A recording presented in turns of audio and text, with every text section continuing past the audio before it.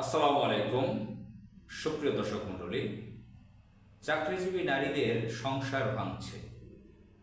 আমরা পত্রপত্রিকায় বিভিন্ন মিডিয়াতে এই খবরগুলো দেখছি নিয়মিত। চাকরিজীবী নারীরা যারা বিভিন্ন প্রতিষ্ঠানে, সরকারি বেসরকারি স্বায়ত্তশাসিত বিভিন্ন প্রতিষ্ঠানে কর্মরত আছেন, কর্মজীবী নারীরা, তাদের সংসার ভেঙে যাচ্ছে। তাদের মধ্যে ডিভোর্সের সংখ্যা বেশি। তবে যারা গৃহের কাজ করে, বিভিন্ন ফুড ফরমাইশ কাজ করে, বাসার ঝিয়ের কাজ করেন, বাসা ধোয়া মোছা করার যে কাজ যে নারীরা করেন, আমাদের দেশে এটা আঞ্চলিকভাবে বলা হয় যারা বুয়ার কাজ করেন, গৃহকর্মী, যারা গার্মেন্টসের শ্রমিক নারী। তো এই ধরনের নারীদের সংসার ভাঙে না বললেই চলে, খুব কম ভাঙে, তাদের সংসার টিকে। এই ধরনের নারীরা নিজেদের ঘাম ফেলে পরিশ্রম করে টাকা ইনকাম করে, সেটা দিয়ে অনেকে তাদের স্বামীরা থাকে যারা ঠিক মতন কাজকর্ম করে না, তারপরেও তারা স্বামীকে ধরে রাখে, সন্তানদেরকে মানুষ করে। ব্যতিক্রম কিছু আছে, যে অনেকে আছে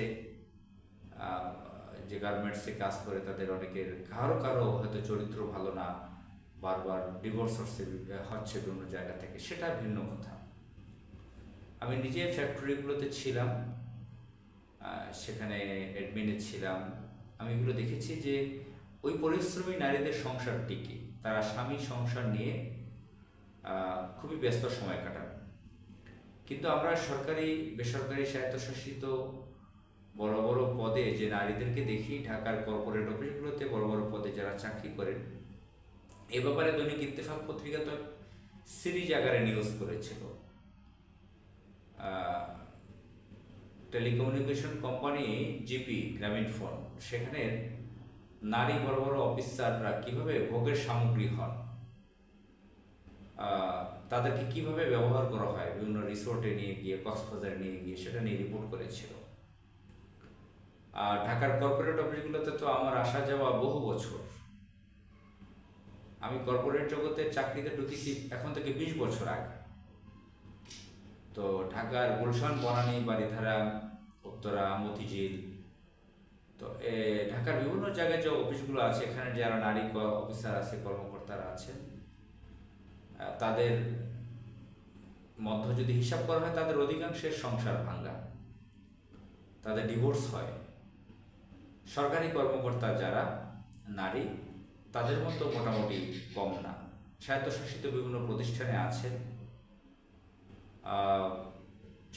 শিক্ষিকা পদে আছেন, কলেজ, ইউনিভার্সিটি, স্কুলে, তাদের মধ্যে হয়তো অনেকের ডিভোর্স কম হচ্ছে। এদের মধ্যে সরকারি চাকরিজীবী আর স্বায়ত্তশাসিতের মধ্যে বেসরকারি উচ্চপদস্থ পদে যারা চাকরি করে, তাদের তুলনায় এদের সংসার কম ভাঙে আমি যতটুকু দেখেছি। কিন্তু কম ভাঙলেও তাদের সংসারে শান্তি বলতে কিছু নেই।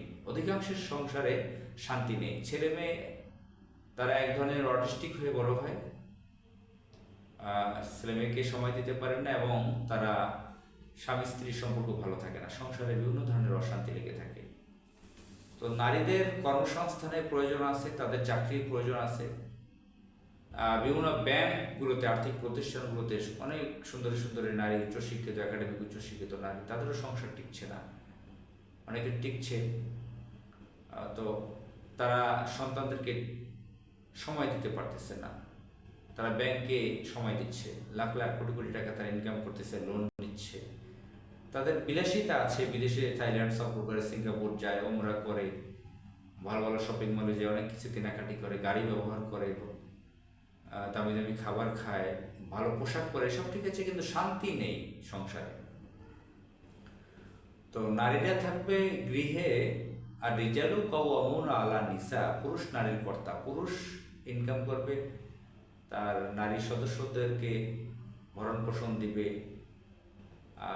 তার মাকে খাওয়াবে, পড়াবে, যত্ন করবে, স্ত্রীকে, নিজের বোনদেরকে দেখবে, আবার স্বামী তার স্ত্রীকে দেখবে, নিজের কন্যা সন্তানকে সে লালন পালন করবে। এটাই তো দায়িত্ব। এর বাইরে যাদের কোনো সমস্যা থেকে থাকে, যাদের পুরুষ গার্ডিয়ান নাই, তারা চাকরি করতে পারে, বা ভালো কাজের জন্য নারী শিক্ষিকা প্রয়োজন বিভিন্ন জায়গায়, সাংবাদিক দরকার, আইন পেশায় নারী দরকার, বহু পেশায় নারী দরকারও আছে বিভিন্ন জায়গায়। কিন্তু আমাদের দেশে নারীরা চাকরি করে বিভিন্ন ভালো ভালো পদে গিয়ে তারা তাদের সংসার নিজেরাই ভেঙে দিচ্ছে, ডিভোর্সের সংখ্যা তারা বাড়িয়ে দিচ্ছে।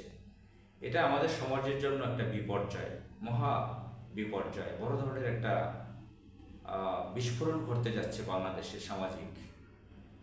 তো ঘরে ঘরে এভাবে যে হাজার হাজার নারীরা ডিভোর্সি হচ্ছে, শিক্ষিত নারীরা, এটা এটা সমাজের জন্য কোনো কল্যাণকর নয়, এটা নেতিবাচক। এটা একটা বড় প্রভাব ফেলবে আমাদের সমাজে। মহান আল্লাহ তাআলা আমাদের দেশকে হেফাজত করুক। আসসালামু আলাইকুম।